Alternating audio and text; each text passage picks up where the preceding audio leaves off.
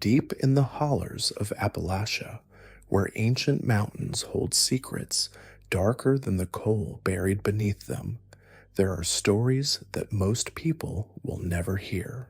If you're ready to uncover the twisted history and disturbing mysteries hidden in these hills, smash that subscribe button right now and hit the notification bell, because the content we explore on this channel isn't for the faint of heart.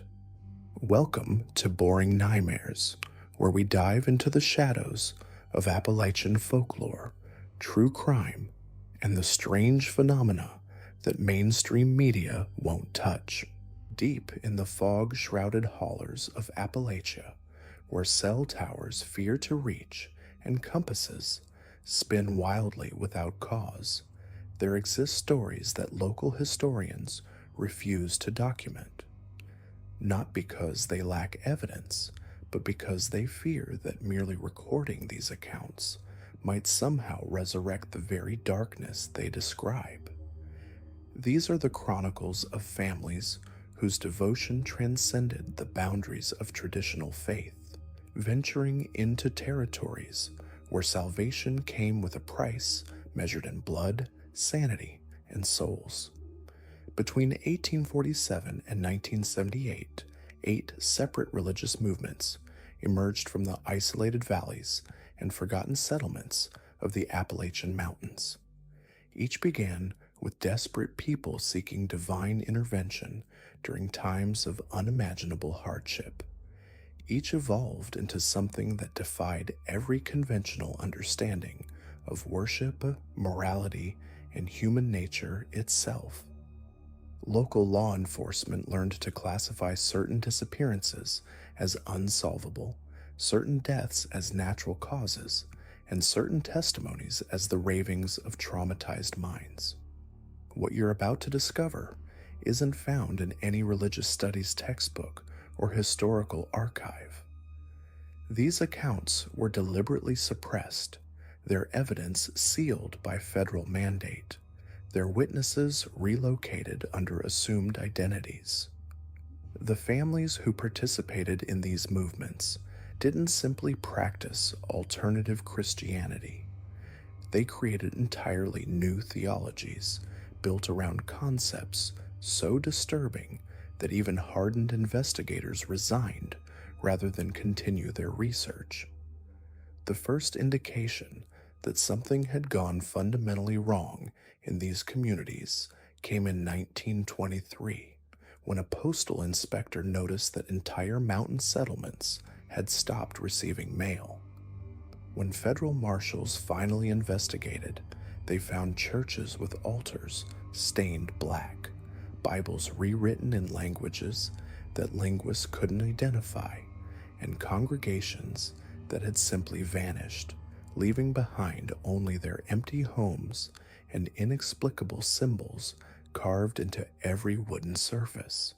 The covenant of crimson redemption established itself in the remote valleys of eastern Kentucky in 1847, born from the desperate prayers of families facing the worst winter in recorded memory.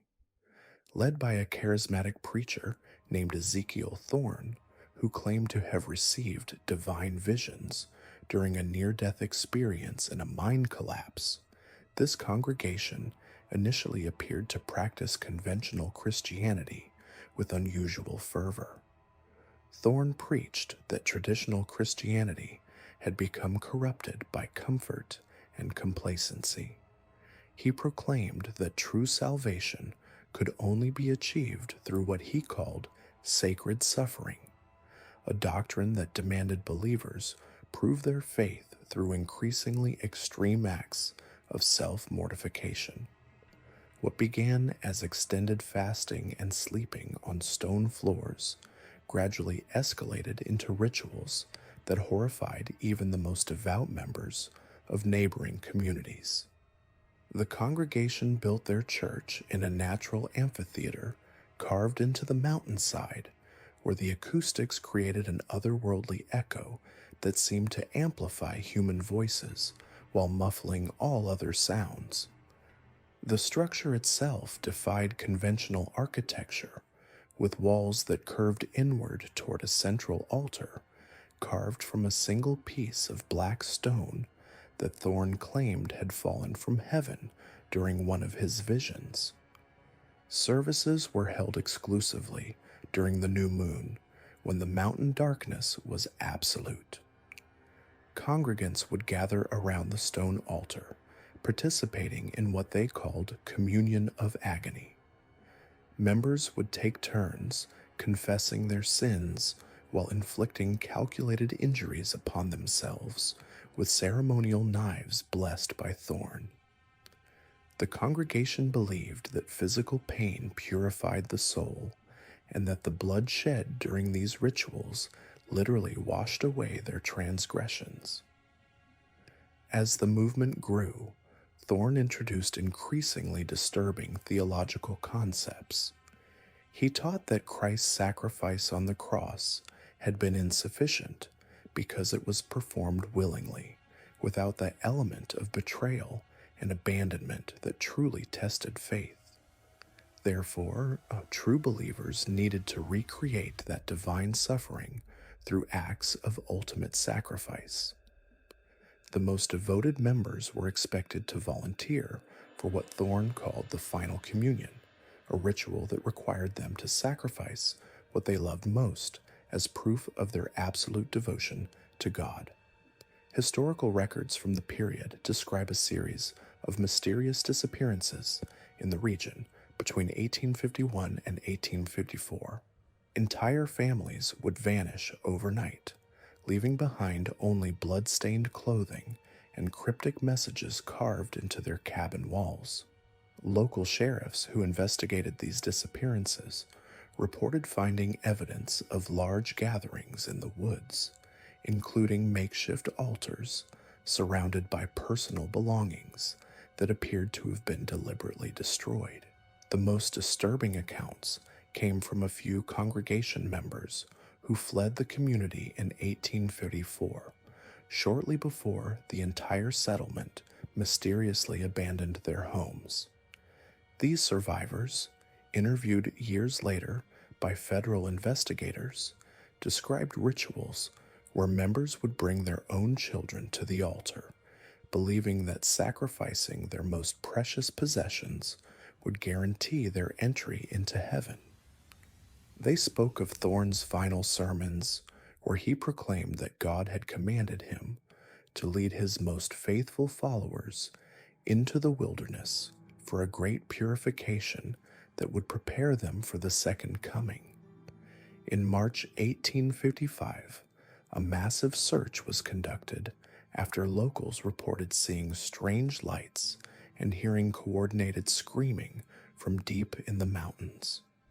Searchers discovered a clearing where the ground had been scorched in perfect geometric patterns. At the center lay the black stone altar, now cracked down the middle, surrounded by personal belongings from dozens of families. No bodies were ever found, but investigators noted that the surrounding trees had been stripped of bark in spiraling patterns, and the soil contained traces of human blood from at least 40 different individuals. The few surviving documents from the Covenant of Crimson Redemption, recovered from abandoned cabins, reveal a theology that had evolved far beyond Christianity into something unrecognizable. Thorne's final writings describe receiving visions of a God who demanded not worship, but absolute surrender, not love, but complete destruction of the self. His last recorded sermon, found carved into the walls of the abandoned church, proclaimed that the only way to truly serve God was to erase oneself entirely from existence, taking as many souls as possible into the divine darkness. Local Native American tribes, who had avoided the region for generations, told federal investigators that the area had always been considered cursed ground, a place where the boundary between the living and dead had worn thin. They claimed that Thorne hadn't received visions from God, but had made contact with entities that fed on human suffering and used religious fervor as a means of harvesting souls. The church structure remained standing until 1923, when it was destroyed by federal order after a team of religious scholars who had come to study the site were found dead inside the building, their bodies arranged around the altar in the same geometric patterns discovered in 1855. The official cause of death was listed as exposure, but the coroner's private notes, discovered decades later, described injuries that couldn't be explained by natural causes. Today, the area where the Covenant of Crimson Redemption once thrived remains unusually barren.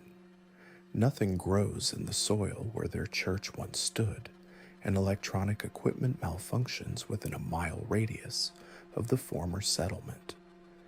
Local hunting guides refuse to enter the region, claiming that their dogs become agitated and refuse to track game beyond certain invisible boundaries. The Children of the Weeping Mountain emerged in the highlands of North Carolina in 1889, founded by a woman known only as Mother Sorrow, whose real name was never recorded. Unlike other religious movements that began with established preachers or charismatic leaders, the children arose from a collective trauma that bonded an entire community in shared grief and desperate seeking. The movement began following a diphtheria outbreak that killed 37 children in the isolated settlement of Grief Hollow over the course of 2 months. The traditional churches offered comfort through prayer and promises of heavenly reunion, but the devastated parents demanded more immediate connection with their lost children. Mother Sorrow, who had lost her own twin daughters to the disease, claimed to have discovered a way to maintain communication with the dead through what she called sacred mourning. Mother Sorrow taught that grief was not an emotion to be overcome, but a holy state that opened doorways between the world of the living and the realm of the departed. She proclaimed that excessive mourning, when channeled through proper rituals, could thin the boundary between life and death, allowing believers to maintain relationships with their deceased loved ones. The more intense the grief, the stronger the connection became. The children established their practices around a natural cave system that had been carved by underground streams into a series of chambers with unusual acoustic properties. Inside these caves, voices would echo and re-echo, creating the illusion that multiple people were speaking when only one person was present. Mother Sorrow declared this phenomenon proof that the caves were a meeting place between worlds, where the living could commune with the dead. Services were held in the deepest chamber, which the children called the Sorrow Room. The walls were lined with personal belongings of the deceased, arranged in elaborate shrines that grew more complex over time. Members would gather around these shrines, engaging in what they called grief calling, a practice that involved hours of sustained weeping, wailing, and speaking to the departed as though they were physically present. Initially, these practices seemed to provide genuine comfort to the bereaved families. Members reported feeling the presence of their lost loved ones, hearing their voices in the cave echoes, and experiencing dreams so vivid they seemed like actual visitations. Word of these miraculous communications spread throughout the region, attracting other grieving families who made pilgrimages to Grief Hollow, seeking their own reunions with the dead. However, as the movement grew, Mother Sorrow's teachings became increasingly extreme. She began preaching that the barrier between life and death was not meant to exist, that it was an artificial construct created by a vengeful God to separate families and cause unnecessary suffering. She taught that true believers could permanently breach this barrier through the ultimate act of sacred mourning, a ritual that would unite them with their departed loved ones forever. The children developed increasingly elaborate rituals designed to intensify their grief and strengthen their connection to the dead. Members would deliberately inflict emotional trauma upon themselves, dwelling obsessively on their losses, refusing to eat or sleep, and engaging in practices designed to keep their psychological wounds perpetually fresh. They believed that healing from grief was a betrayal of their dead loved ones, and that only by maintaining constant sorrow could they preserve their spiritual connections. By 1893, the practices had evolved to include physical elements. Members began inflicting injuries upon themselves that mirrored the illnesses that had killed their loved ones, believing that sharing the physical suffering would strengthen their spiritual bonds. Those mourning children who had died of disease would deliberately expose themselves to similar conditions. Those grieving accident victims would recreate the circumstances of those deaths upon their own bodies. The most disturbing development was the children's relationship with new deaths in their community. Rather than viewing death as a tragedy to be prevented, they began seeing it as an opportunity for spiritual advancement.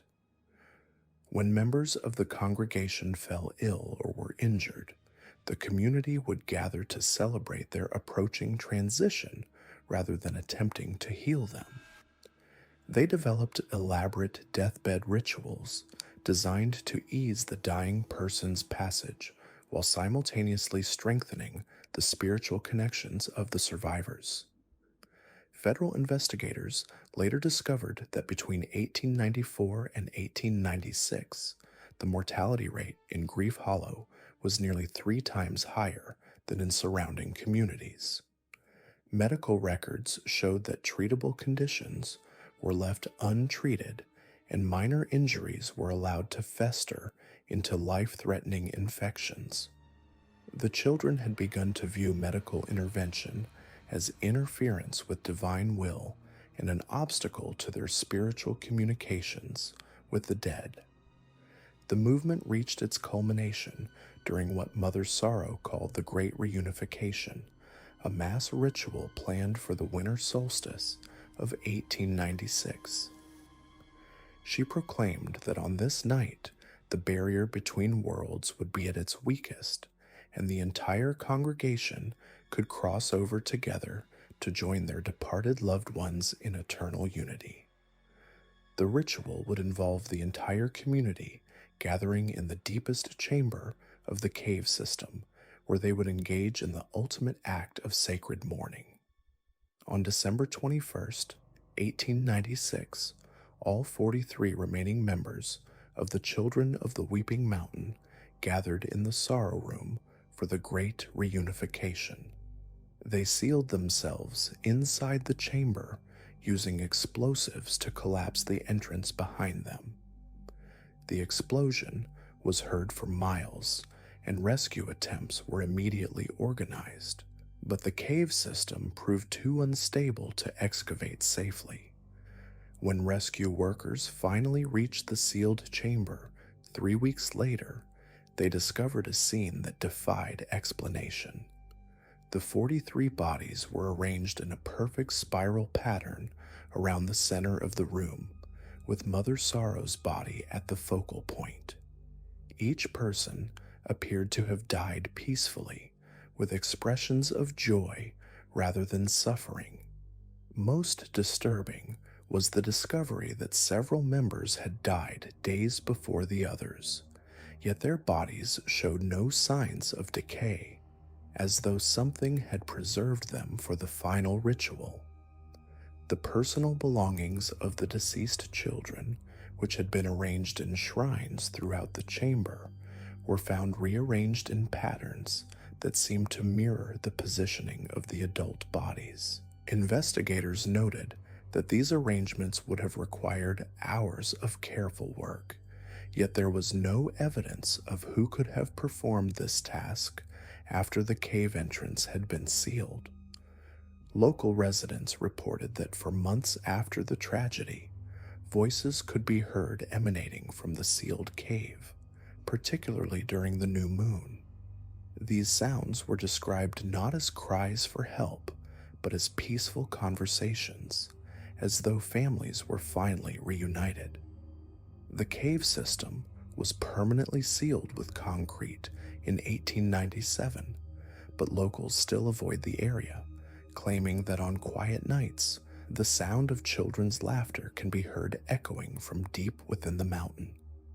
The most unsettling aspect of the Children of the Weeping Mountain was discovered in Mother Sorrow's personal journals, found in her cabin after the tragedy. Her final entries described receiving detailed instructions from the spirits of the dead children, who allegedly told her exactly how to perform the Great Reunification ritual.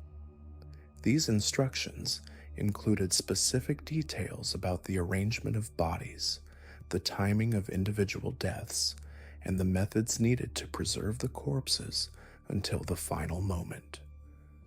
The journals also revealed that Mother Sorrow had been in communication with entities that claimed to be the deceased children, but demonstrated knowledge of events and people that the real children could never have known.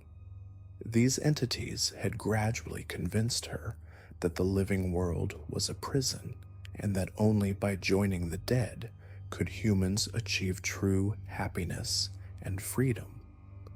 The disciples of the Eternal Flame established themselves in the mountains of eastern Tennessee in 1902, emerging from a community of coal miners who had survived a catastrophic mine explosion that killed 68 of their colleagues. The survivors, led by a former Methodist preacher named Brother Ignatius, developed a theology centered around the belief that fire was the purest manifestation of divine will, and that salvation could only be achieved through voluntary consumption by sacred flames. Brother Ignatius had been trapped underground for 4 days following the mine explosion, during which time he claimed to have received visions of a God who appeared not as light, but as living fire. According to his later testimony, this divine fire had spoken to him, explaining that traditional Christianity had misunderstood the nature of hell and salvation. Hell was not punishment, but purification, and the flames of damnation were actually the embrace of divine love, burning away all impurity to reveal the perfect soul beneath. The disciples built their place of worship directly over the sealed entrance to the collapsed mine, constructing a church with a unique architectural feature: a central fire pit that connected to the underground tunnels below. Brother Ignatius proclaimed that this eternal flame was fed by the sacred fires still burning in the depths of the earth, making their church a direct conduit to the divine realm of purification. Services were conducted around the central fire, with congregants participating in increasingly dangerous rituals designed to test their faith through exposure to flames. Initially, these practices involved simple acts like holding hands over the fire or briefly touching heated metal objects. Members believed that their ability to withstand pain without injury was a sign of divine protection and spiritual advancement. Brother Ignatius taught that the human body was merely a temporary vessel that obscured the true spiritual self. He preached that fire was God's tool for separating the eternal soul from its mortal prison, and that those with sufficient faith could pass through flames unharmed, emerging spiritually transformed.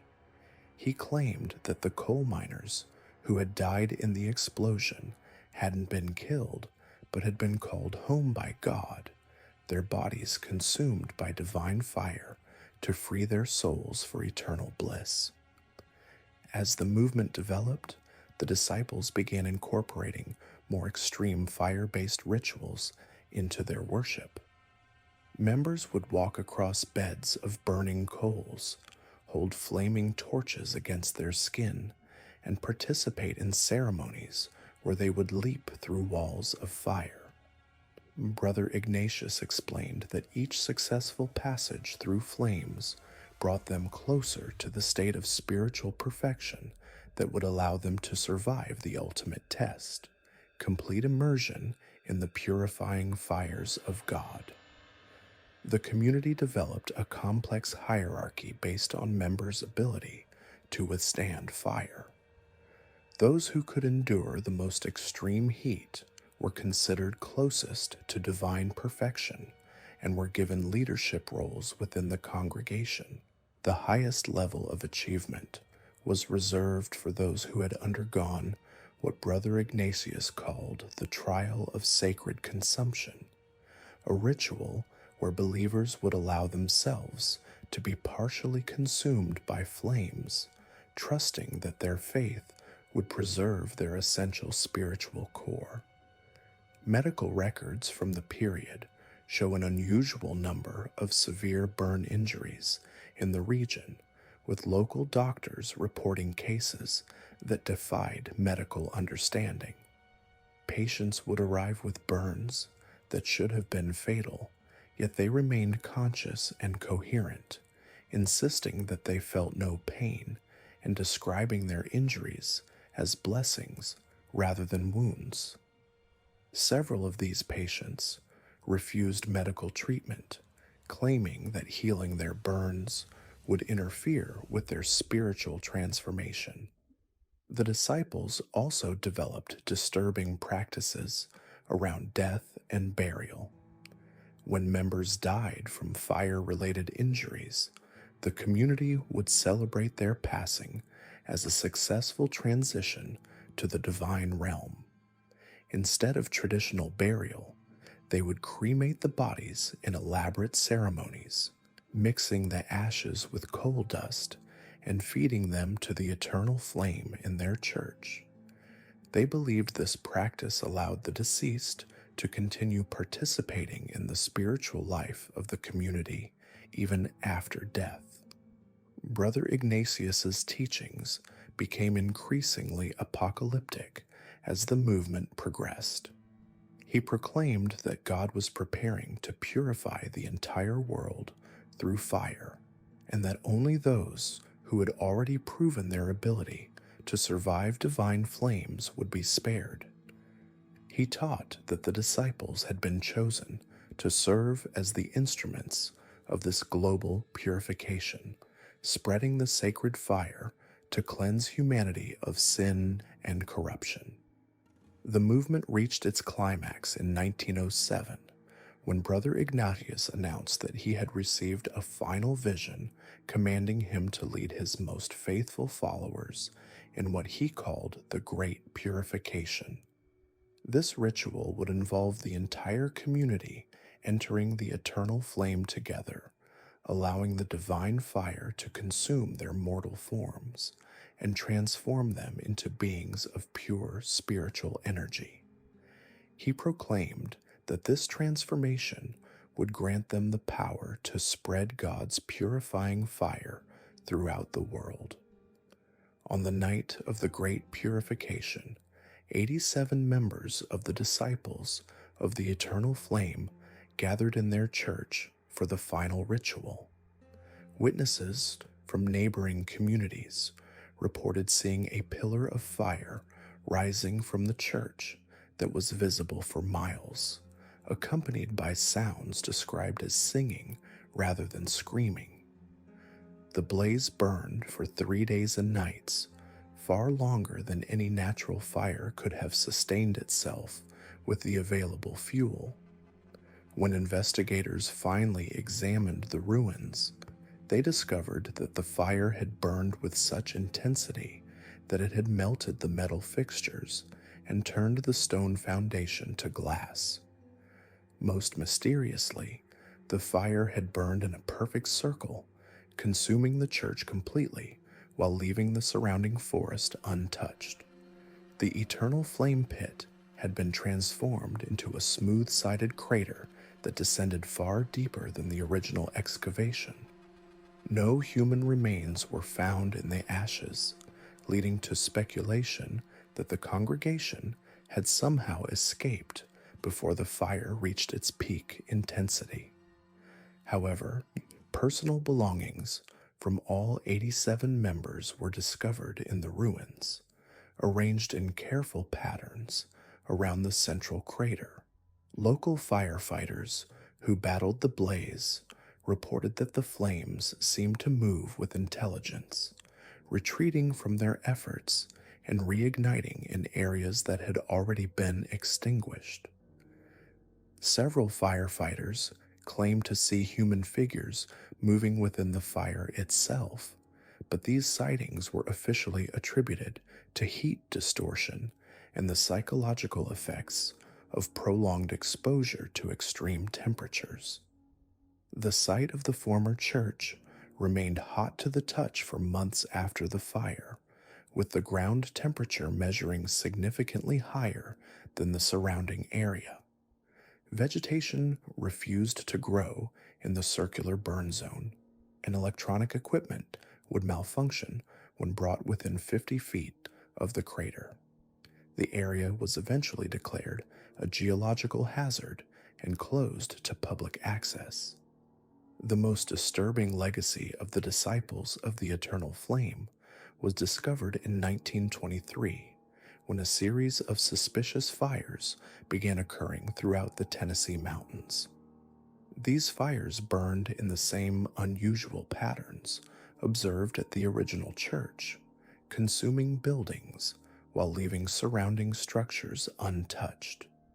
Witnesses reported seeing figures moving within the flames, and several survivors claimed to have heard voices calling to them from the fire itself, inviting them to join in the purification. Federal investigators eventually connected these incidents to a network of individuals who claimed to be descendants or spiritual heirs of the original disciples. These modern followers had apparently preserved Brother Ignatius's teachings and were attempting to continue his work of spreading the sacred fire. The investigation was classified and sealed after several agents reported experiencing religious visions and requesting transfers to avoid further exposure to what they described as corrupting influences. The crater where the church once stood remains visible today, though it's now hidden within a restricted area of the Cherokee National Forest. Park rangers report that the site continues to exhibit unusual thermal properties, and camping is prohibited within a 2-mile radius due to unexplained incidents involving spontaneous combustion of camping equipment. Now we turn to the fourth cult that terrorized these mountains between 1892 and 1941. Deep in the coal-scarred hollows of eastern Kentucky, where mining companies had stripped the land bare and left families desperate for any source of income, a group calling themselves the Blood Covenant of the Sacred Hollow established what can only be described as a death cult masquerading as a religious commune.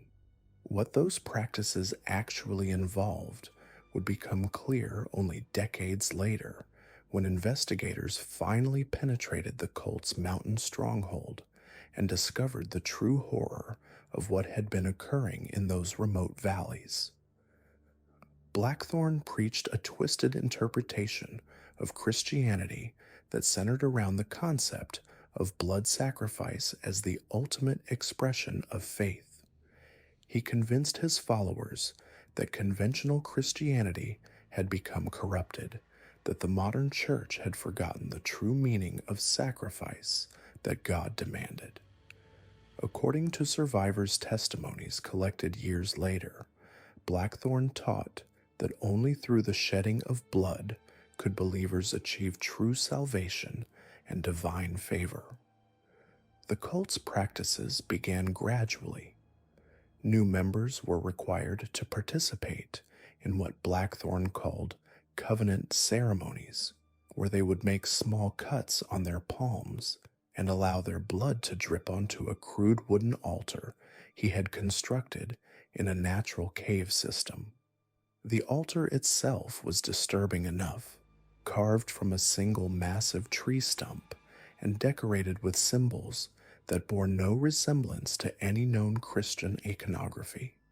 Instead, these markings appeared to be Blackthorne's own creation, a twisted amalgamation of biblical references and occult symbolism.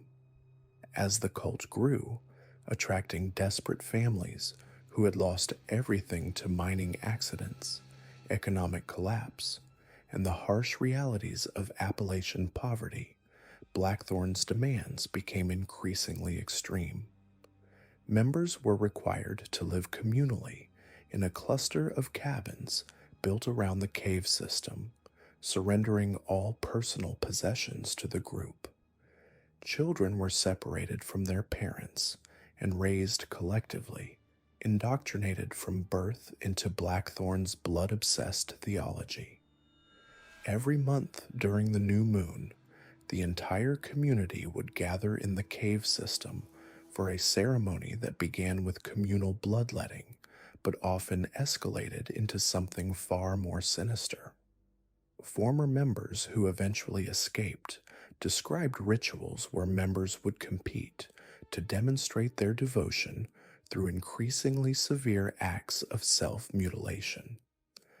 Blackthorne encouraged this behavior, claiming that the more blood shed, the greater God's favor would be upon the community.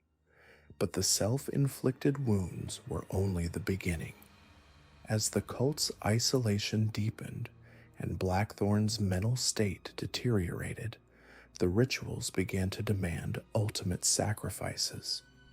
These individuals would be brought before the altar during the monthly ceremonies, where the community would vote on whether their lack of faith required the ultimate sacrifice. Local authorities remained largely unaware of the cult's activities due to their remote location and the family's reputation for violence against outsiders.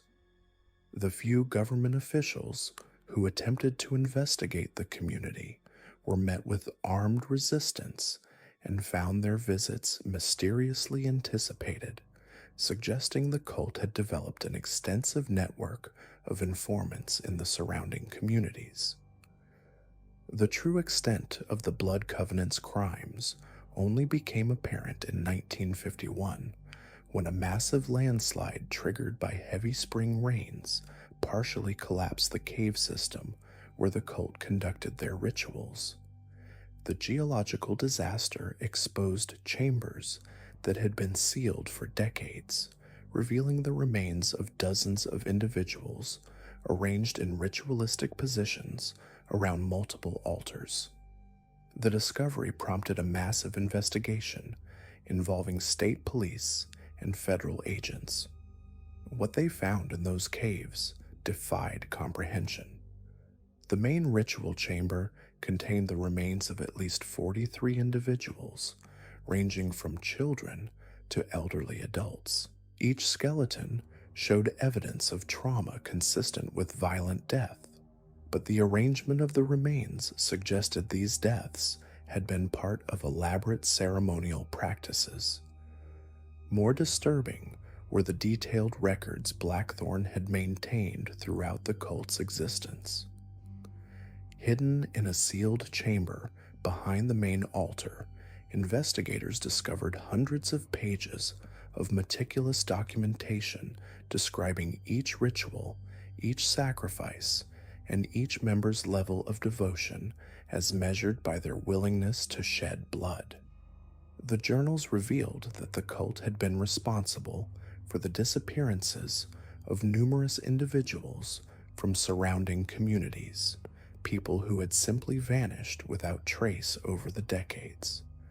The records also revealed the true progression of the cult's practices. What had begun as voluntary self-mutilation had gradually evolved into mandatory bloodletting, then to the sacrifice of farm animals, and finally to human sacrifice. Blackthorne's writings showed a clear pattern of psychological manipulation, using isolation, fear, and religious fervor to gradually normalize increasingly extreme behaviors among his followers. Perhaps most chilling were Blackthorne's final entries, written in the weeks before the landslide, that exposed the cult's crimes.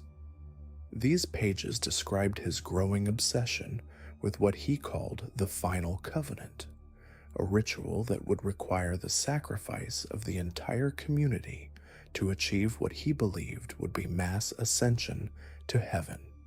The last entry, dated just days before the landslide, outlined his plans for this ultimate ceremony, scheduled for the next new moon. The landslide that exposed the caves also revealed the fate of the cult's final members.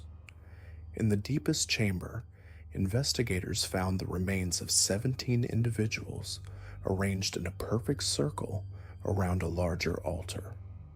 The evidence suggested these people had died simultaneously, apparently from drinking a mixture of poisonous plants that grew abundantly in the local mountains. Blackthorne's body was found at the center of the circle, his hands still gripping a crude chalice carved from human bone. The investigation revealed that the blood covenant had been responsible for the disappearances of over 60 people during its 60-year existence. Many of these victims were never officially reported missing, coming from families so isolated and poor that their absence went unnoticed by authorities. Others were transients, traveling peddlers, or individuals who had simply vanished while passing through the region. The psychological impact on the surviving cult members was devastating. The handful of individuals who had managed to escape the cult over the years required extensive psychological treatment, many never fully recovering from the trauma of their experiences. Their testimonies painted a picture of a community living in constant fear, where Blackthorne's word was absolute law, and any sign of dissent could result in being selected for the ultimate sacrifice. The cave system where the cult operated was permanently sealed by authorities, but the location continues to attract morbid curiosity from researchers and thrill seekers. Local residents report strange phenomena in the area, including unexplained lights visible from the sealed cave entrances and the sound of chanting that seems to echo from deep within the mountain during new moon nights. The blood covenant of the Sacred Hollow represents one of the most extreme examples of how isolation, desperation, and charismatic leadership can combine to create conditions for unthinkable evil. The cult's legacy serves as a dark reminder of how easily religious faith can be twisted into something monstrous, and how the remote mountains of Appalachia provided the perfect hiding place for those who chose to prey upon the vulnerable and desperate. The case files from the investigation remain partially classified to this day, with authorities citing the ongoing psychological trauma to survivors and the potential for copycat crimes as reasons for withholding certain details. Deep in the remote valleys of West Virginia, where the morning mist clings to ancient ridges like unspoken secrets, the Ravenwood family carved out their own twisted interpretation of divine justice. For over 8 decades, they operated beyond the reach of federal law, state authority, and even basic human decency. What made the Ravenwoods particularly terrifying wasn't just their violence, but their methodical approach to psychological warfare that left survivors questioning their own sanity.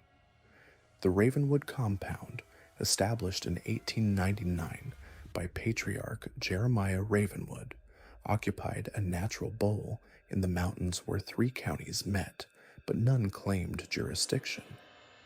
This geographical anomaly became their sanctuary, a place where they developed practices so disturbing that even hardened federal investigators would later require psychological counseling after reviewing the evidence.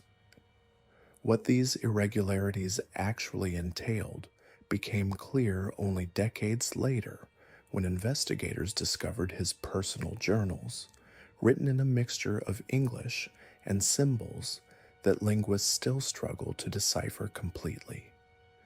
The Ravenwood doctrine centered around what they called the Great Winnowing, a belief that humanity required purification through suffering, and that the Ravenwood family had been chosen as divine instruments of this purification. Unlike other Appalachian cults that focused their rituals inward, the Ravenwoods saw their mission as extending far beyond their own community. Their first documented victims were traveling merchants who made the mistake of seeking shelter at the Ravenwood compound during a particularly harsh winter in 1902. The merchants were never seen again, but their goods appeared in nearby towns, sold by Ravenwood family members who claimed to have found them abandoned on mountain trails. When suspicious locals pressed for details, the Ravenwoods would produce personal items belonging to the missing men, claiming these had been left as payment for food and shelter. This pattern continued for years. The Ravenwoods became known as helpful mountain folk, who always seemed to have supplies available for trade, even during the harshest seasons when other families struggled to survive. What outsiders didn't realize was that these supplies came from a steady stream of travelers who had simply vanished without explanation. The psychological dimension of their operations was perhaps even more sinister than the physical violence. The Ravenwoods practiced what they called soul breaking, a systematic process of psychological torment designed to destroy their victims' sense of identity and reality. Captives would be kept in underground chambers carved into the mountain itself, spaces so perfectly silent that victims reported being able to hear their own heartbeats echoing off the walls. In these chambers, the Ravenwoods would conduct what they termed purification sessions. Victims would be subjected to hours of theological interrogation, forced to confess sins they had never committed, while family members took detailed notes in their coded journals. The sessions would continue until captives began to believe the fabricated sins were real, often begging for forgiveness for crimes that existed only in Ravenwood theology. Former captives who eventually escaped described being forced to participate in mock trials where they were accused of various moral failings. These trials followed elaborate procedures, with different family members serving as judges, prosecutors, and witnesses. The verdicts were always guilty, but the sentences varied wildly. Some captives were forced to perform degrading labor, while others underwent physical punishments that left permanent scars. Most disturbing were the psychological manipulations that continued even after physical torture ended. The Ravenwoods would convince captives that their families had abandoned them, producing forged letters claiming that loved ones no longer wanted them to return. They would stage elaborate deceptions, including fake funeral services where captives were forced to witness their own burial ceremonies, complete with coffins and mourning rituals. The family's influence extended far beyond their mountain compound through a network of what they called the faithful, individuals in surrounding communities who had been either terrorized into compliance or genuinely converted to Ravenwood theology. These collaborators included shopkeepers who would report on travelers' plans, postal workers who intercepted mail, and even law enforcement officials who ensured that investigations into disappearances remained superficial. The Ravenwood children were raised from birth to participate in these operations. Family documents later recovered by investigators revealed a systematic program of indoctrination that began in infancy.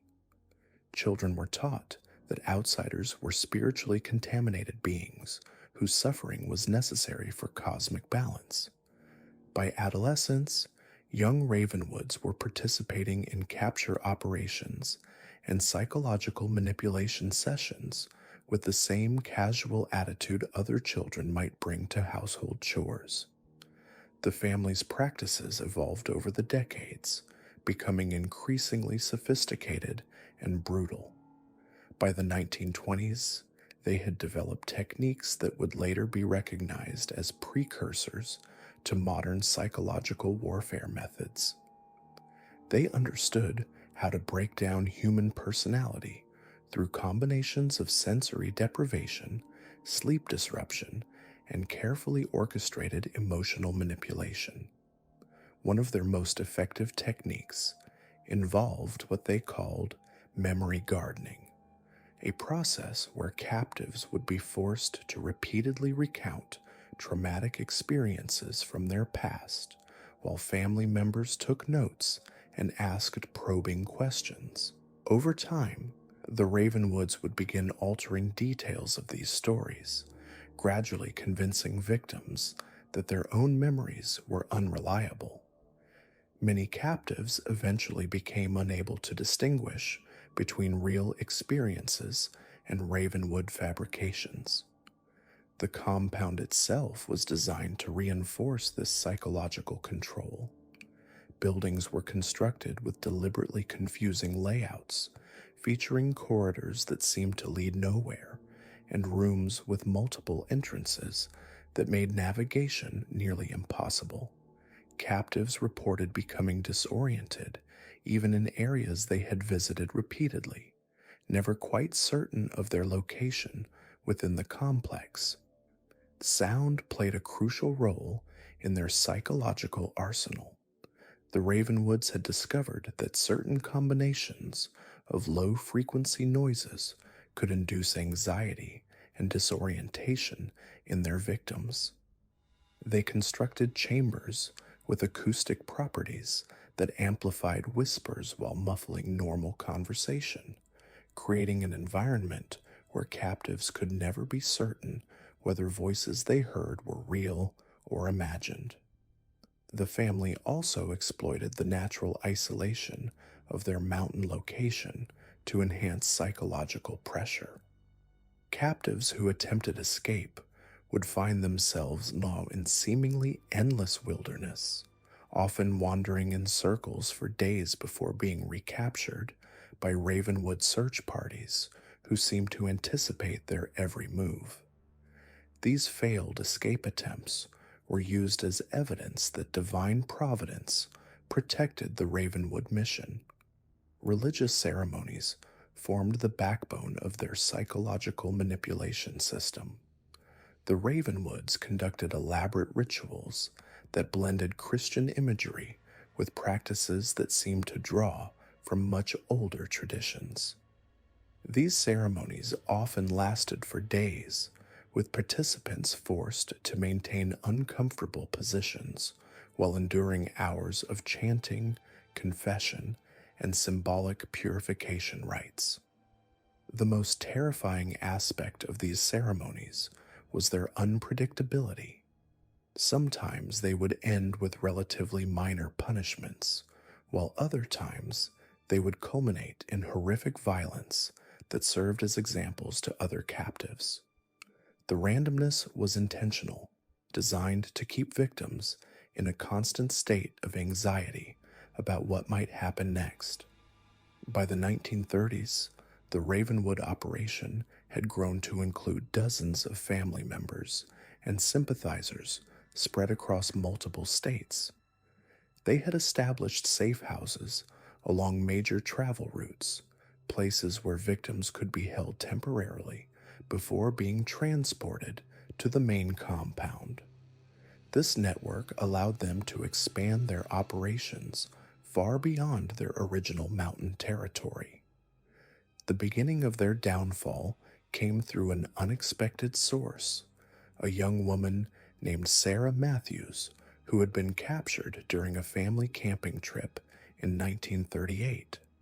Unlike other victims who eventually succumbed to psychological pressure, Sarah possessed an unusually strong sense of self that allowed her to maintain her sanity despite months of Ravenwood indoctrination attempts.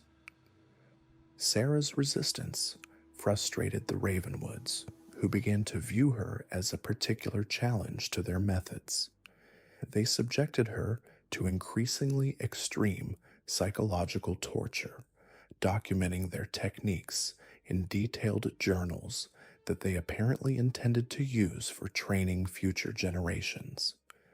What they didn't realize was that Sarah was memorizing every detail of their operations, creating a mental map of the compound, and cataloging the family's methods and personnel. Her escape came during a winter storm in early 1939, when the compound's usual security measures were disrupted by heavy snow that made their normal patrol patterns impossible. Sarah had spent months studying the guards' routines and had identified a brief window when a particular section of the perimeter would be unmonitored. Unlike previous escapees who had wandered aimlessly through the wilderness, Sarah had paid careful attention to geographical landmarks visible from the compound. She was able to navigate directly toward a main road, reaching civilization before search parties could organize effectively.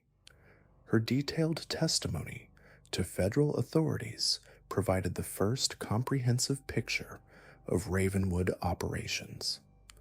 The federal investigation that followed was one of the largest domestic law enforcement operations of the pre-war period.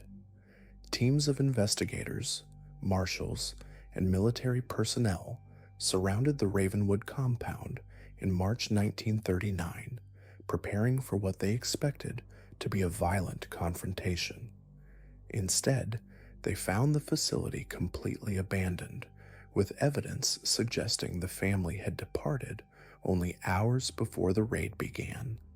The compound itself provided horrifying evidence of decades of criminal activity. Investigators discovered the underground chamber system Sarah had described, along with detailed records of hundreds of victims. The psychological manipulation techniques were documented in thousands of pages of journals, creating a disturbing archive of systematic human experimentation. Most chilling were the personal belongings recovered from hidden storage areas, items that represented decades of missing persons cases across multiple states. Wedding rings, family photographs, children's toys, and personal documents created a museum of vanished lives that helped investigators identify victims whose disappearances had never been properly investigated. The Ravenwood family themselves seemed to have vanished as completely as their victims. Despite massive manhunts, involving multiple federal agencies, no trace of the core family members was ever found. Some investigators theorized that they had fled to Mexico or South America, while others believed they had established a new base of operations in a different remote location. The psychological impact on survivors was profound and lasting. Many of those rescued from the compound required years of psychiatric treatment to recover from their experiences. Several never fully regained their ability to function in normal society, remaining institutionalized for the rest of their lives. The techniques used by the Ravenwoods were so effective that some survivors continued to express loyalty to the family even after being freed. The federal government classified much of the evidence from the Ravenwood investigation, reportedly to prevent the psychological warfare techniques from being copied by other criminals or hostile governments. This classification has made it difficult for historians to fully document the scope of their operations, though declassified portions of the files continue to provide disturbing insights into their methods. Local communities in the region where the Ravenwoods operated were permanently changed by the revelation of what had been happening in their midst. Many residents struggled with guilt over their failure to investigate suspicious activities more thoroughly, while others wondered how many of their neighbors might have been collaborators.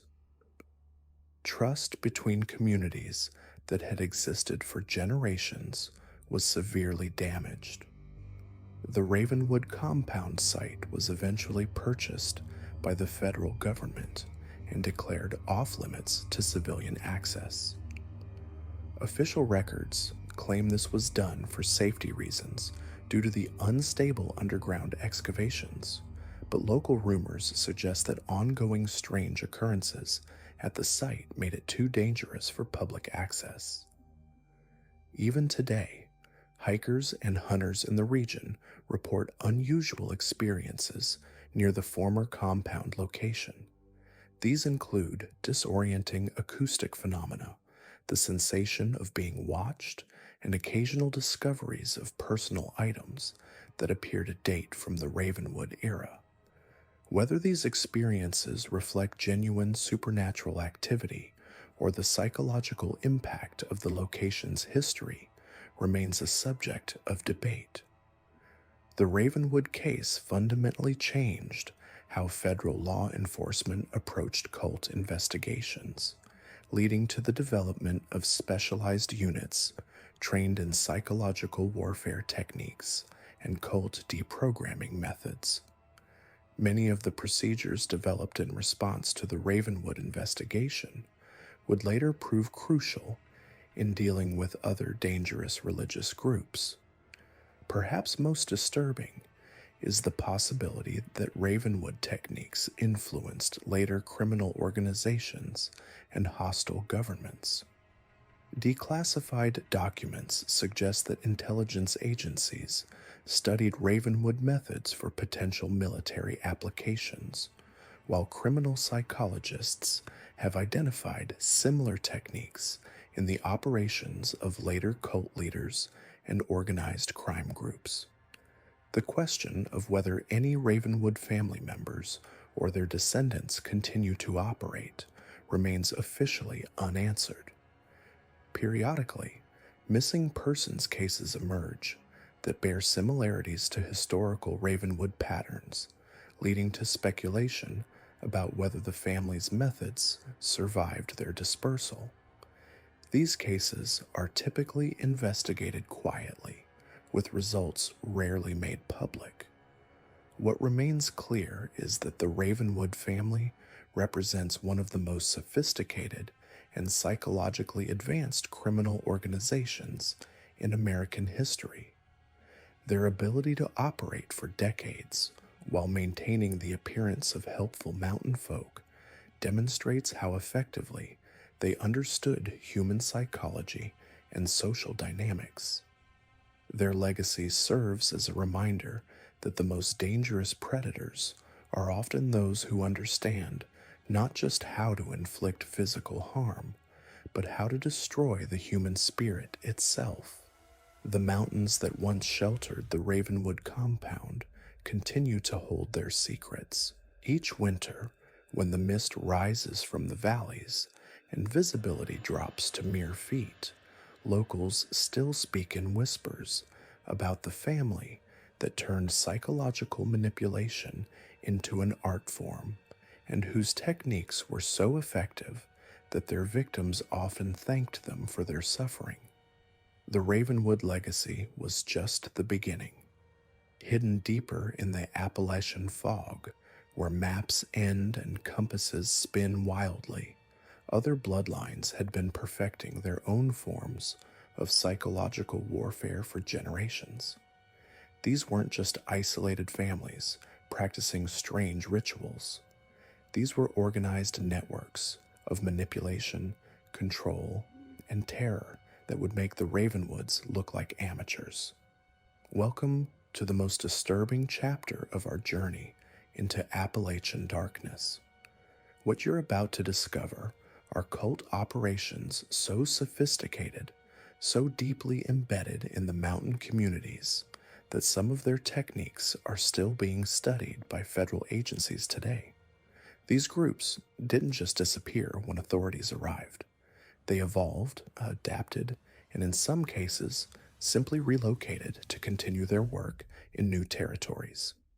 The Covenant of Eternal Whispers operated from 1901 to 1934 across 3 states, but their true territory wasn't geographical. It was psychological.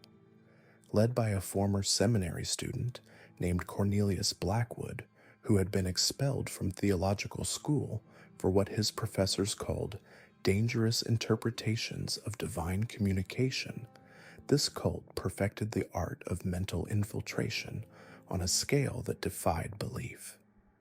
Blackwood's genius wasn't in gathering followers to a single compound. Instead, he created a network of seemingly normal families scattered across dozens of communities, each operating as a cell in a larger organism of influence and control. These families would integrate into towns as model citizens, running businesses, teaching in schools, even serving as local law enforcement. But their true purpose was far more sinister. The Covenant believed that human consciousness could be systematically dismantled and rebuilt according to their vision of divine order. They called this process soul architecture, and their methods were terrifyingly effective. Unlike other cults that relied on isolation to maintain control, the Covenant operated in plain sight, using their embedded members to identify and gradually recruit vulnerable individuals from within established communities. Their recruitment process was a masterpiece of psychological manipulation that unfolded over months or even years. It began with what they called the mapping phase, where Covenant members would systematically study a target's personality, relationships, fears, and desires. They would position themselves as helpful neighbors, trusted friends, or even romantic interests, all while gathering intelligence about psychological vulnerabilities. This involved a series of seemingly coincidental encounters designed to create emotional dependence. If someone was grieving, a Covenant member would appear with exactly the right words of comfort. If someone was struggling financially, help would mysteriously materialize. If someone was lonely, they would find themselves invited into warm, welcoming social circles that happened to be controlled by the Covenant. The brilliance of their system was that targets never realized they were being recruited. The process felt organic, natural, like a series of fortunate encounters with genuinely caring people. By the time victims understood what was happening, they were already so psychologically dependent on their covenant contacts that breaking free seemed impossible. Instead of bringing people to a central location for indoctrination, they would gradually introduce cult beliefs and practices into the target's normal daily routine. A helpful neighbor might suggest certain breathing exercises for stress relief. A trusted friend might recommend specific books or meditation techniques. A romantic partner might introduce seemingly harmless rituals or ceremonies. Each element appeared innocent in isolation, but together they formed a comprehensive system of mental conditioning. Targets would find themselves adopting new thought patterns, behavioral habits, and belief systems without ever realizing they were being systematically reprogrammed. They believed that by breaking down and rebuilding human personalities, they could extract and collect what they termed psychic essence from their victims. This wasn't just psychological manipulation. According to testimonies from the few who escaped, the Covenant conducted elaborate rituals where conditioned individuals would enter trance states and allegedly transfer portions of their consciousness to Covenant leaders. Survivors described ceremonies held in ordinary-looking homes where participants would gather in circles, their minds so thoroughly conditioned that they would willingly surrender their memories, emotions, and even aspects of their personalities to the group's leadership. The process was said to leave victims feeling hollow, disconnected from their former selves, and utterly dependent on the Covenant for any sense of identity or purpose. What made the Covenant particularly dangerous was their understanding of community psychology. They didn't just target individuals, they systematically infiltrated entire social networks, gradually shifting the psychological climate of whole communities. Towns where the Covenant operated would slowly change character, becoming more isolated, more suspicious of outsiders, more accepting of authoritarian control.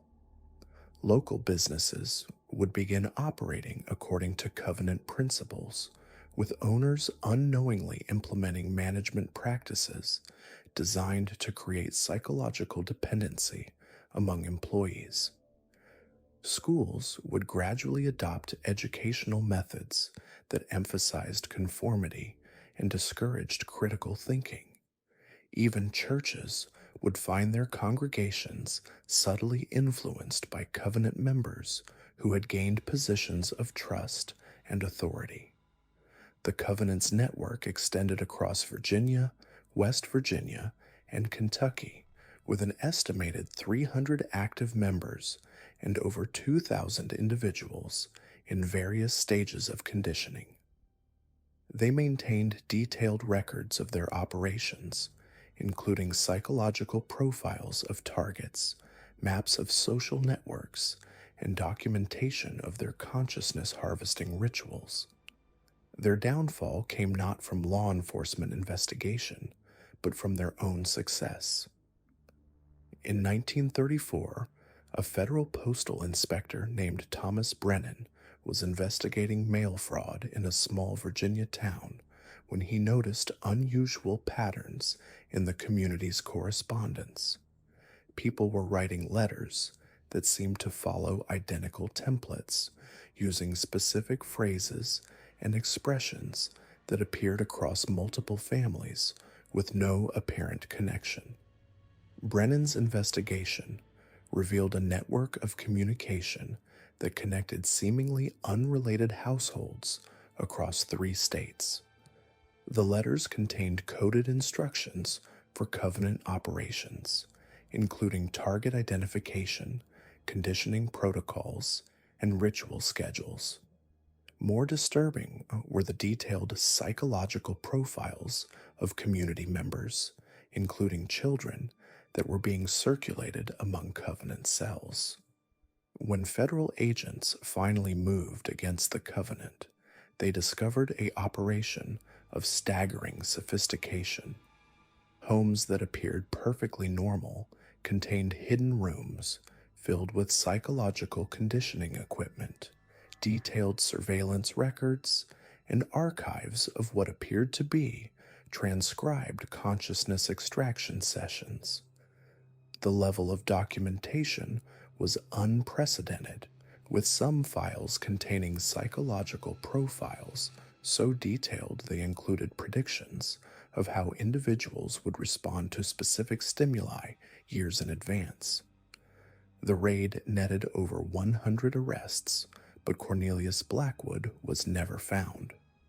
His final communication to his followers was a letter that simply read, "The architecture of souls continues. What we have built in the mountains will spread to the valleys, and from the valleys to the cities." Investigation records were classified immediately after the raids, with surviving documentation transferred to what would later become the FBI's Behavioral Analysis Unit. Former federal agents who worked the case, speaking anonymously decades later, described evidence that suggested the Covenant's techniques had been studied and adapted by other organizations, including government agencies interested in psychological warfare applications. The communities where the Covenant operated never fully recovered. Even after the arrests, residents reported persistent feelings of unease, difficulty trusting neighbors, and a sense that their thoughts and emotions were somehow not entirely their own. Several towns experienced population declines as families relocated, claiming they could no longer feel comfortable in places where their minds had been so thoroughly violated. More troubling were reports that some Covenant members had simply vanished before the raids, taking their knowledge and techniques to establish new operations elsewhere. Throughout the 1940s and 1950s, federal investigators documented similar patterns of psychological manipulation in communities across the Midwest and Southwest, suggesting that the Covenant's methods had survived and evolved. The psychological conditioning techniques developed by the Covenant were so advanced that elements of their system were allegedly incorporated into military and intelligence training programs. The detailed documentation seized during the raids provided unprecedented insight into methods of psychological control that were decades ahead of their time. But perhaps the most disturbing legacy of the Covenant of Eternal Whispers was the realization that such operations could exist completely undetected within ordinary communities. The idea that networks of psychological predators could operate for decades while appearing to be model citizens challenged fundamental assumptions about how communities protect themselves from internal threats. Today, behavioral psychologists studying cult recruitment and control techniques still reference the Covenant case as an example of distributed psychological warfare.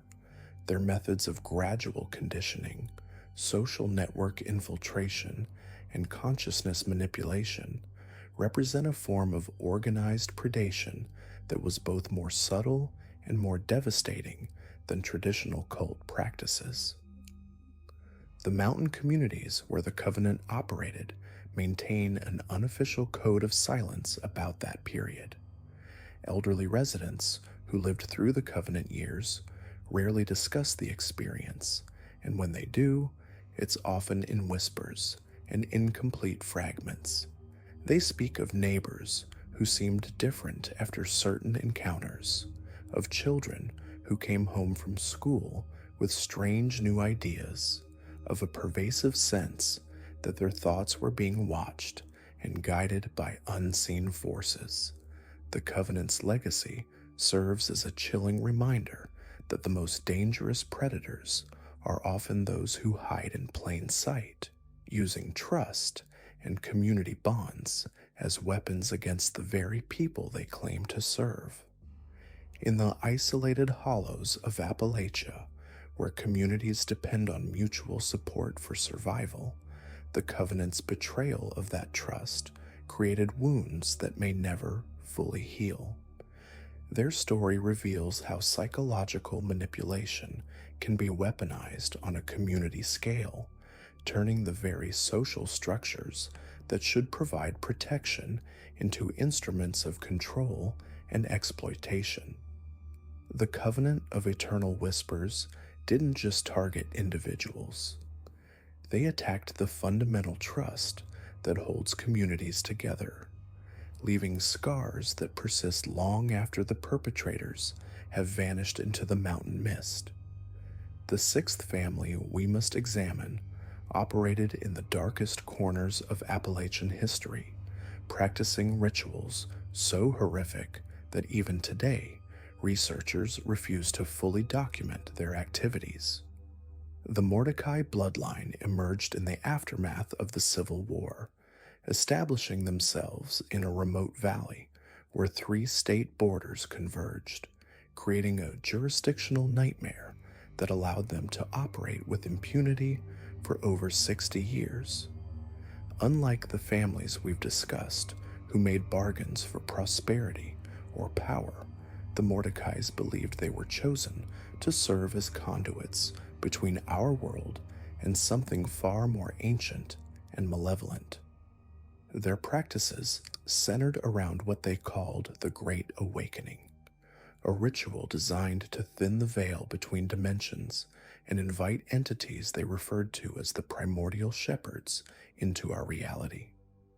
The family compound, hidden deep within Carrion Hollow, was discovered in 1923 by federal agents investigating reports of missing persons across a tri-state area. What they found defied rational explanation. The main structure had been modified with additional rooms built entirely underground, accessible only through a series of narrow tunnels that formed intricate geometric patterns when viewed from above. The walls throughout the compound were covered in symbols that no linguist or archaeologist has ever successfully decoded, carved so deeply into the wood and stone that they appeared to pulse in lamplight. Most disturbing were the preparation chambers, 13 rooms where the Mordecais conducted their selection process.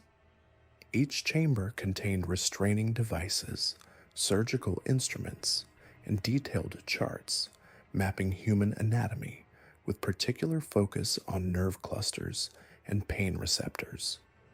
The family believed that extreme suffering could create spiritual openings, allowing otherworldly consciousness to inhabit human vessels. Their victims, primarily travelers and isolated homesteaders, were subjected to prolonged psychological and physical torment, designed not to kill, but to break down their spiritual defenses. The Mordecais maintained meticulous records of their experiments, documenting hundreds of attempts to create what they termed perfect vessels. Their journals, written in a mixture of English and unknown symbols, describe procedures that combined primitive surgery with ritualistic mutilation. They believed that by systematically inflicting specific types of trauma while maintaining their subjects in a state between life and death, they could hollow out human consciousness and prepare it for otherworldly habitation. The family's ultimate goal was the manifestation of their primordial shepherds, entities they claimed had ruled the earth before human civilization. According to their twisted theology, these beings had been banished to parallel dimensions by the rise of organized religion, but could return if provided with sufficient human vessels. The Mordecais saw themselves as faithful servants, preparing for this cosmic restoration, willing to sacrifice any number of lives to achieve their apocalyptic vision. What made the Mordecai practices particularly insidious was their recruitment methodology. Rather than simply kidnapping victims, they established a network of fake religious missions throughout the region, targeting desperate families during economic hardships. They presented themselves as a progressive Christian sect, offering food, shelter, and spiritual guidance to those who had lost everything. Entire families would voluntarily relocate to Carrion Hollow, believing they were joining a legitimate religious community. Once isolated in the compound, new arrivals underwent what the Mordecais called spiritual evaluation. Those deemed suitable for conversion were gradually introduced to increasingly extreme religious practices, while those selected as vessels were quietly separated from the group and subjected to the preparation process. The family's manipulation was so sophisticated that many converts genuinely believed they were participating in divine work, even as they witnessed the systematic torture of their former neighbors. The Mordecai influence extended far beyond their immediate compound through a network of affiliated families and sympathizers scattered across the Appalachian region. These collaborators, known as Hollow Wardens, served as scouts and recruiters, identifying potential victims and providing safe houses for Mordecai operations. Some were true believers who had undergone partial conversion processes, while others were coerced through blackmail or threats against their families. The family's practices evolved over generations, becoming increasingly sophisticated and horrifying. By the early 1900s, they had developed procedures they claimed could transfer consciousness between bodies, allowing them to preserve the minds of family elders in younger vessels.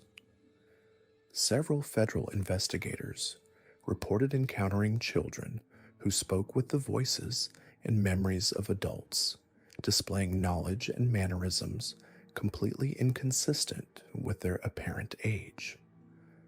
The Mordecai compound also served as a training ground for what they called their sacred warriors, individuals who had undergone partial vessel preparation but retained enough of their original consciousness to function in the outside world.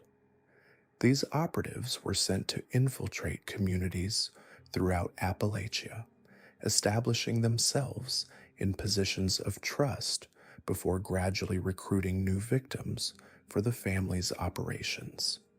Some became respected members of their adopted communities, serving as teachers, ministers, or civic leaders while secretly funneling vulnerable individuals back to Carrion Hollow. When federal agents finally raided the compound in 1923, they encountered resistance unlike anything in law enforcement history. The Mordecais and their converts fought with a fanatical determination that seemed to transcend normal human limitations. Several raiders reported that some defenders continued attacking even after sustaining injuries that should have been immediately fatal. The siege lasted 3 days, ending only when the main compound buildings mysteriously caught fire, consuming most of the structures and their occupants. The official report classified the incident as a religious extremist standoff that ended in mass suicide, but the surviving federal agents told a different story. They described hearing voices speaking in unison from multiple throats, witnesses impossible movements in the smoke and flames, and finding evidence of practices that challenged their understanding of human anatomy and consciousness. Most disturbing were the survival chambers discovered deep underground, containing dozens of individuals in various stages of the vessel preparation process, many of whom could no longer be considered entirely human. The raid's aftermath revealed the true scope of Mordecai operations. Documentation found in fireproof safes indicated that the family had been active for over 50 years, with detailed records of more than 300 successful vessel preparations and an estimated 1,000 failed attempts. Maps marked locations of affiliated groups across 7 states, suggesting a network far more extensive than anyone had imagined. Most chilling were the prophecies, documents outlining the family's belief that their work would culminate in 1978 with the arrival of their primordial shepherds and the beginning of a new age of human subjugation. Several Hollow Warden locations were subsequently raided, but most were found abandoned, their occupants having vanished without a trace. The few individuals recovered alive were in psychological states that defied medical explanation, displaying symptoms that combined severe trauma with what appeared to be dissociative identity disorders, involving personalities that claimed to be non-human entities. These survivors were quietly institutionalized, their testimonies sealed by federal order. The Mordecai legacy didn't end with the compound's destruction. Throughout the 1920s and 1930s, reports continued to emerge of strange activities in remote Appalachian locations. Isolated communities would suddenly become hostile to outsiders, their residents displaying the blank, unfocused stare that had characterized Mordecai converts. Travelers reported encountering children who spoke in ancient languages or adults who moved within human coordination, as though their bodies were being controlled by unfamiliar consciousness.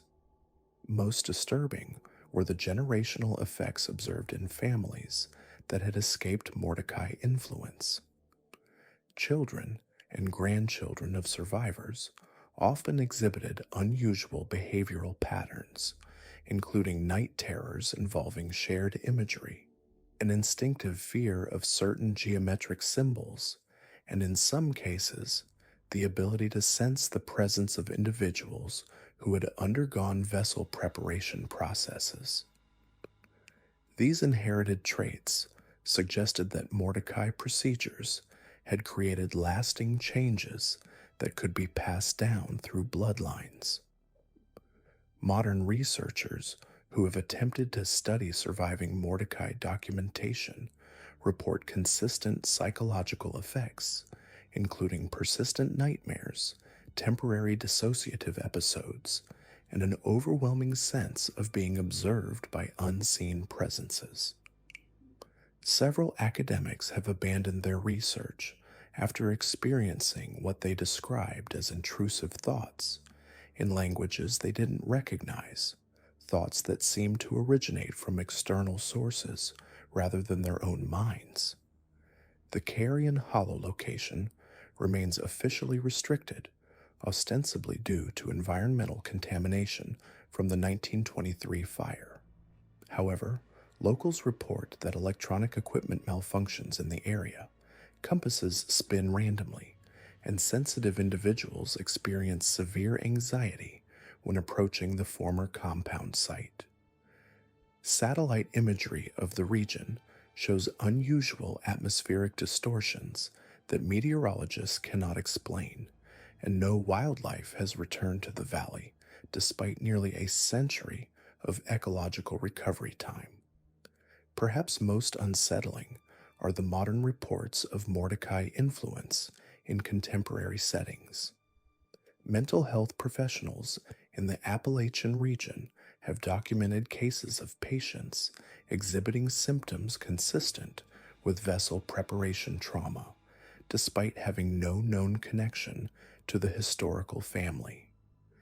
These individuals often report shared dreams involving underground chambers and ritualistic procedures, suggesting that some aspect of Mordecai practice may have survived and adapted to modern circumstances. The question that haunts researchers is whether the Mordecai vision was entirely delusional or if their practices achieved some measure of success. The family's confident predictions, detailed documentation, and the continued manifestation of related phenomena suggest they may have made genuine contact with forces beyond human understanding. If their primordial shepherds were real entities rather than psychological projections, then the Mordecai legacy represents not just historical horror, but an ongoing threat to human consciousness itself. The eighth and final family in our examination represents perhaps the most successful and terrifying example of organized evil in Appalachian history. Now we turn to the seventh and most disturbing group documented in these mountains, a family whose practices were so heinous that even hardened federal investigators refused to complete their reports. The Mordecai bloodline, as they became known in whispered conversations among law enforcement, represented something far beyond the typical mountain cult. They were practitioners of what can only be described as interdimensional horror, using human subjects as vessels for entities that should never have been summoned to our world. The Mordecai family first appeared in the historical record in 1903 when Ezekiel Mordecai purchased a vast tract of land in the most remote section of the West Virginia highlands. The property included a series of natural caves that descended deep into the mountain's core, formations that geological surveys later described as impossible according to known limestone structures. These caves seemed to extend far beyond what the mountain's dimensions should have allowed, creating a labyrinthine network that defied mapping attempts. What made the Mordecai different from other Appalachian cults was their intellectual approach to the occult. Ezekiel Mordecai had been a professor of ancient languages at a prestigious Eastern university before his mysterious departure following accusations of conducting unauthorized experiments on students. He brought with him an extensive library of forbidden texts, manuscripts written in languages that predated known civilization, and detailed instructions for rituals that most scholars dismissed as mythological. The family compound, built into the mountainside itself, became a center for what they called the Great Work. This involved the systematic preparation of human vessels for entities they believed existed in parallel dimensions. The Mordecai practiced a form of spiritual surgery using a combination of psychological manipulation, physical torture, and ritualistic procedures to break down the barriers between human consciousness and what they termed the other side. Their victims were carefully selected.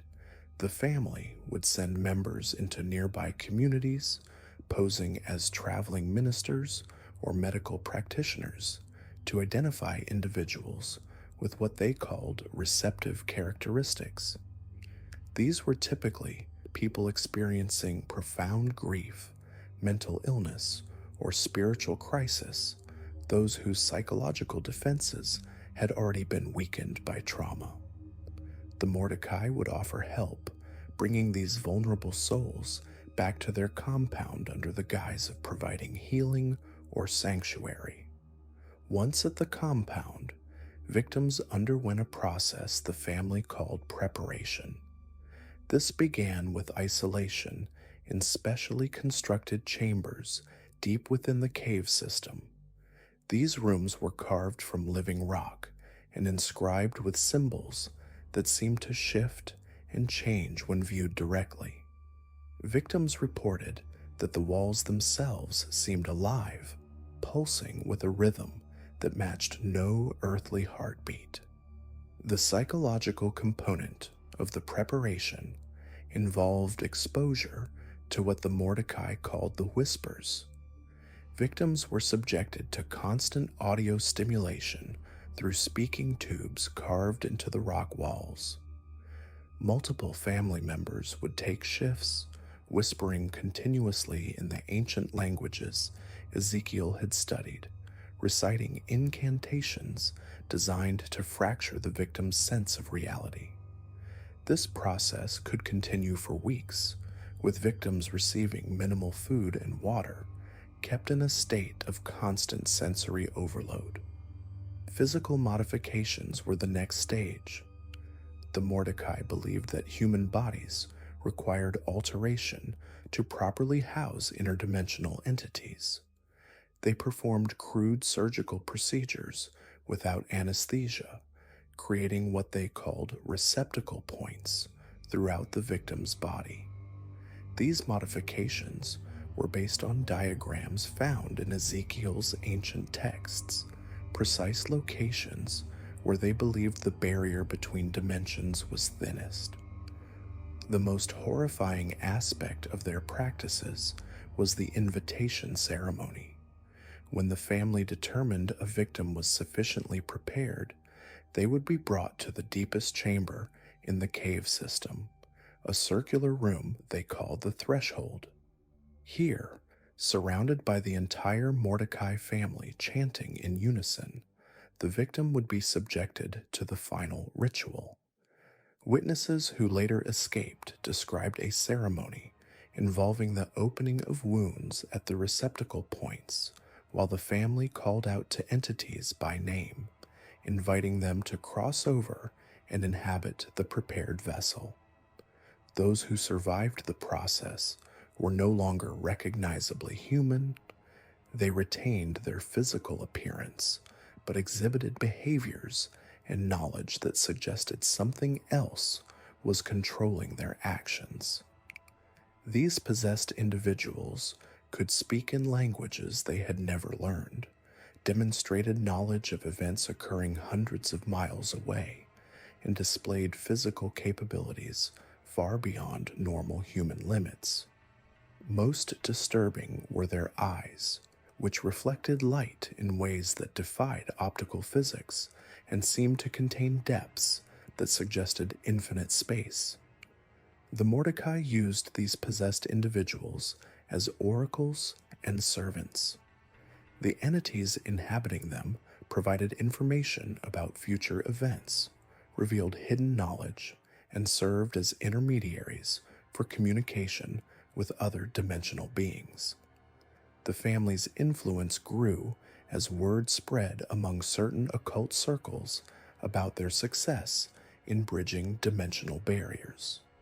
Wealthy patrons from major cities would journey to the remote compound, paying enormous sums for consultations with the possessed oracles. Local law enforcement first became aware of the Mordecai operation in 1924, when a survivor managed to escape during a winter storm. Sarah Kellerman, a widow who had sought the family's help after losing her husband in a mining accident, stumbled into a nearby town after 3 months of captivity. Her account of what she had witnessed was so disturbing that the local sheriff initially dismissed it as the ravings of someone suffering from exposure and trauma. However, Sarah's detailed knowledge of missing persons cases from across the region convinced authorities to investigate.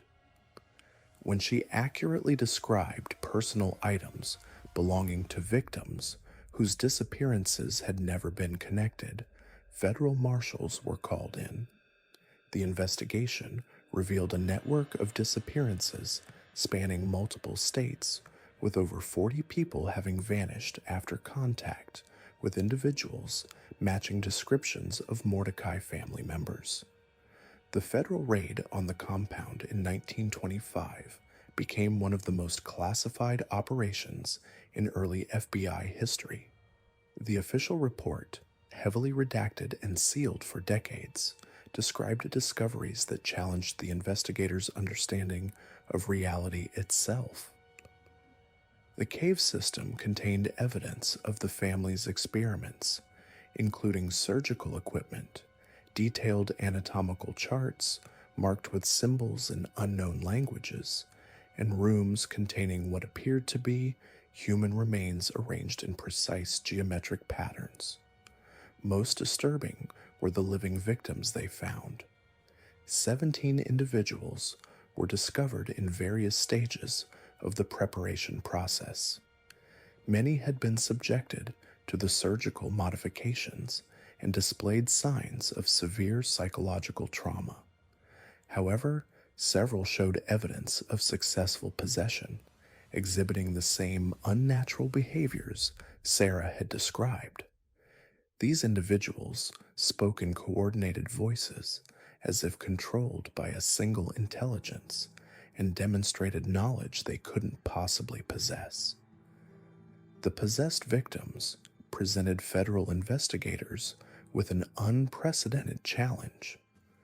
Medical examinations revealed that while their bodies remained human, their brain activity patterns were unlike anything in medical literature.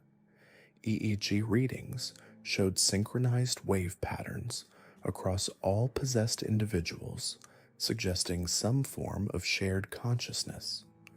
When questioned, they would respond in unison, often completing each other's sentences or speaking simultaneously in perfect harmony.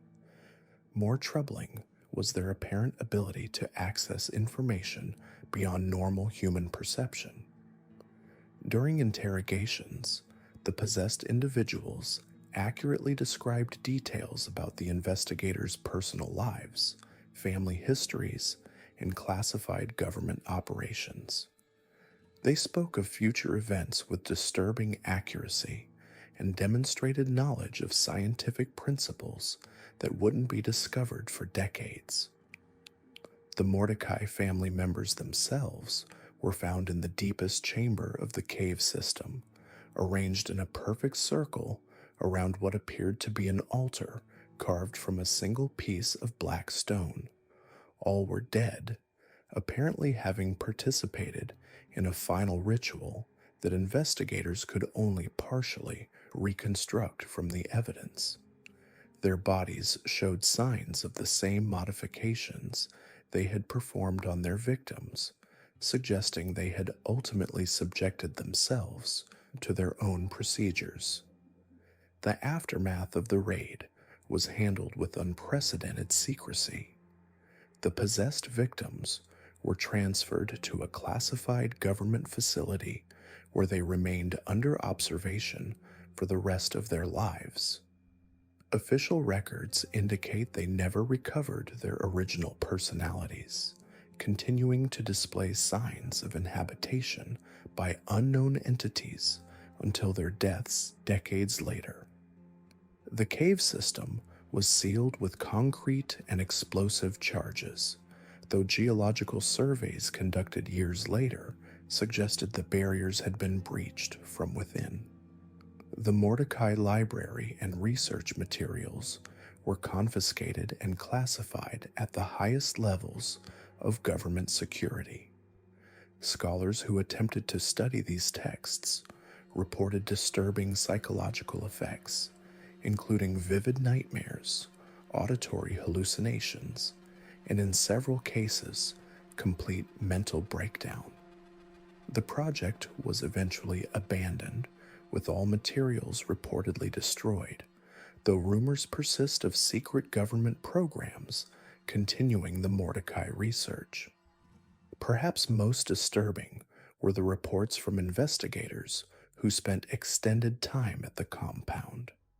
Many experienced what they described as persistent feelings of being watched, auditory hallucinations of voices speaking in unknown languages, and vivid dreams featuring the same interdimensional entities described in the Mordecai texts. Several investigators resigned from federal service immediately after the operation, refusing to discuss their experiences even with family members. The official explanation for the Mordecai case was sanitized for public consumption, describing it as a criminal organization involved in kidnapping and murder. No mention was made of the interdimensional aspects of their practices or the unexplained phenomena observed during the investigation. The case files remained classified for over 50 years, with many documents still redacted or sealed. However, the Mordecai legacy didn't end with the raid. Over the following decades, similar cases appeared across the Appalachian region. Isolated reports described individuals exhibiting the same signs of possession observed in the original victims, suggesting that the entities the family had summoned continued to seek new hosts.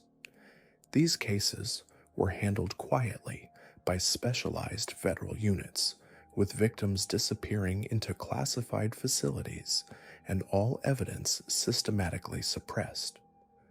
Modern investigators who have studied the available records describe the Mordecai case as a watershed moment in government understanding of paranormal phenomena. The documented evidence of interdimensional contact forced the creation of new departments within federal agencies, units dedicated to monitoring and containing similar threats. These organizations continue to operate today, though their existence is officially denied.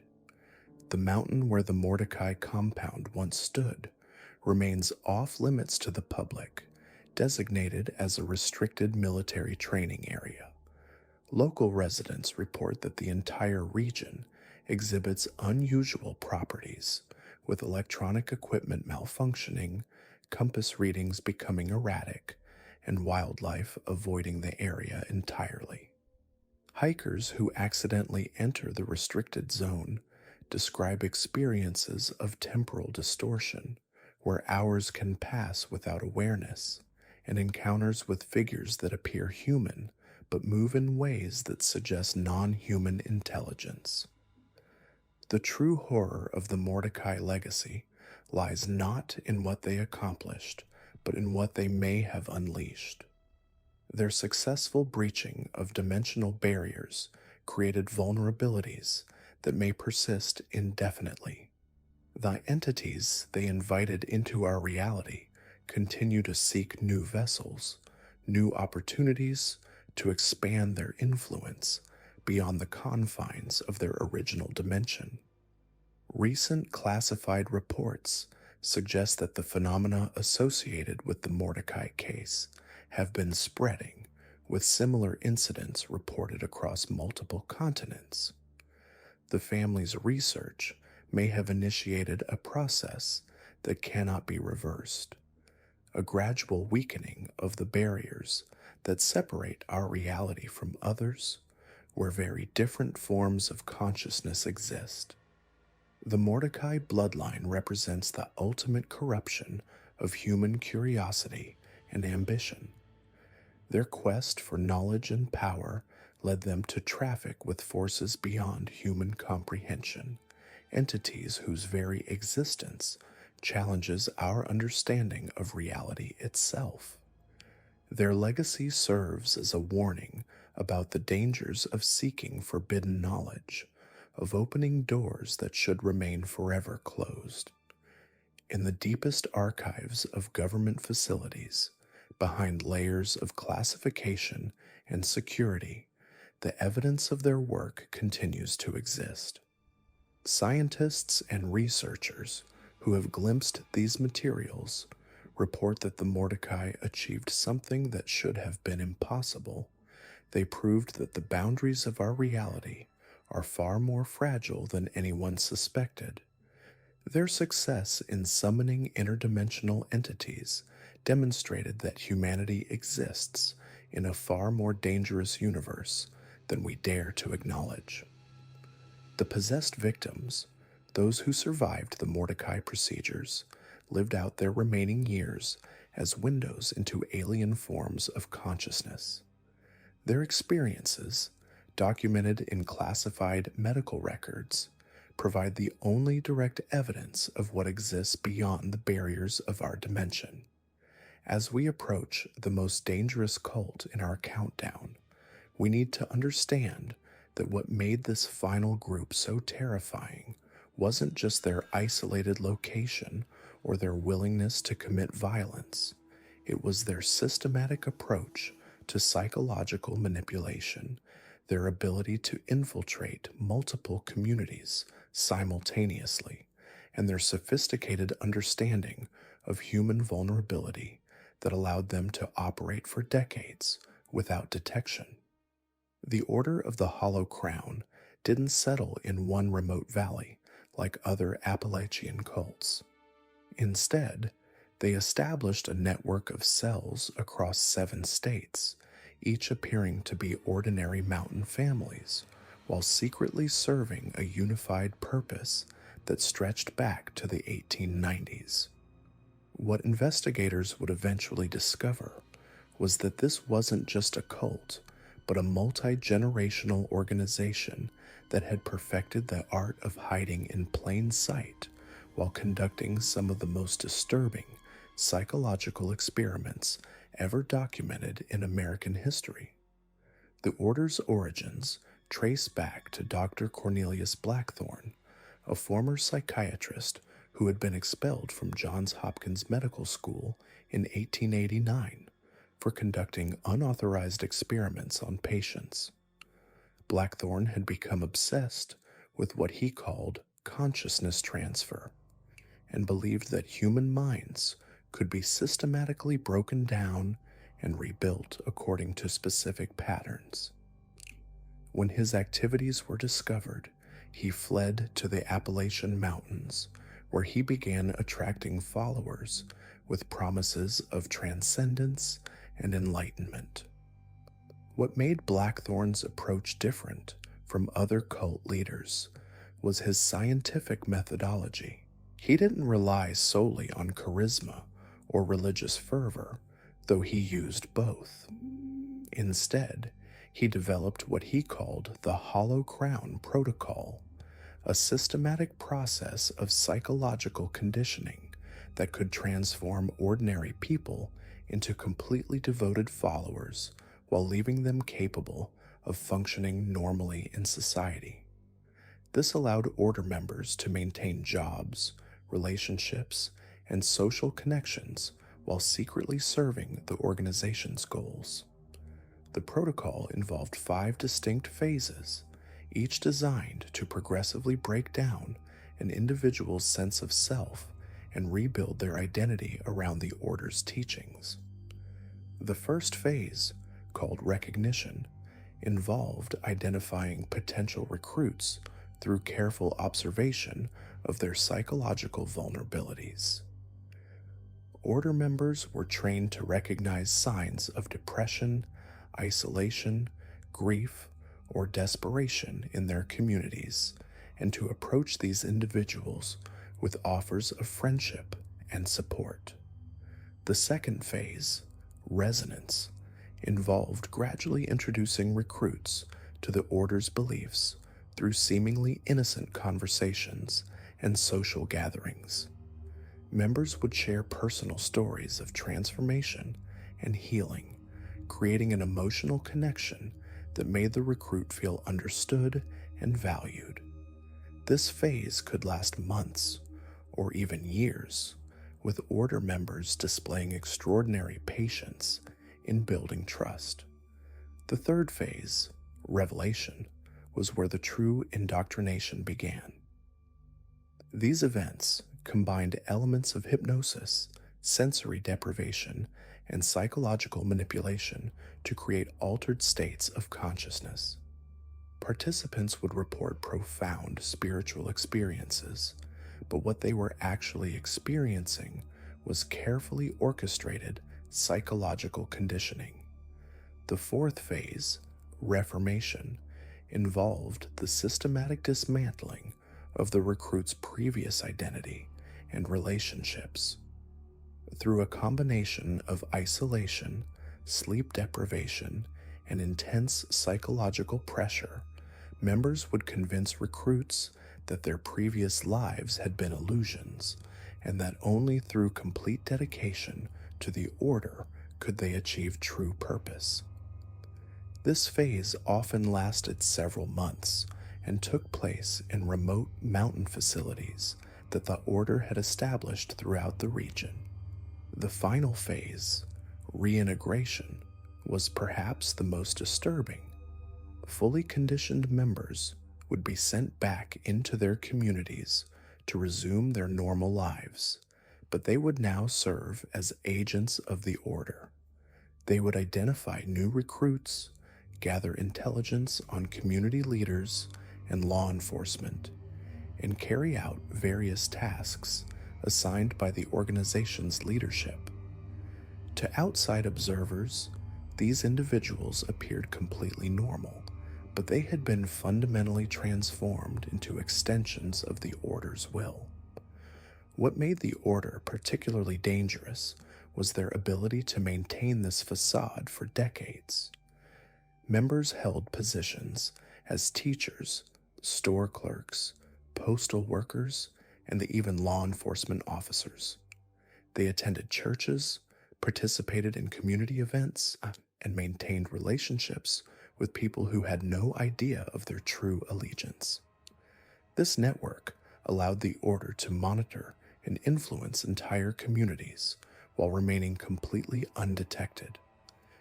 The order's ultimate goal was what Blackthorne called the Great Awakening, a plan to gradually expand their influence until they controlled significant portions of the Appalachian region.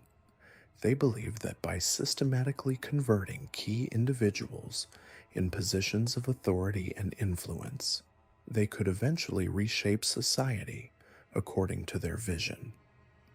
This wasn't the apocalyptic fantasy of other cults, but a methodical long-term strategy for social control. The psychological techniques employed by the order were remarkably sophisticated for their time. They understood principles of behavioral conditioning that wouldn't be formally recognized by mainstream psychology for decades. Their methods included systematic use of intermittent reinforcement, creating trauma bonds through alternating punishment and reward, and exploiting cognitive biases to make their teachings seem logical and inevitable.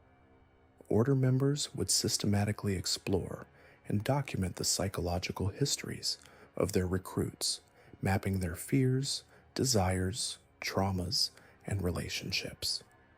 This information would then be used to create personalized conditioning programs designed to maximize each individual's vulnerability to manipulation. The order maintained detailed files on thousands of people, including many who were never recruited but who were considered potential assets or threats.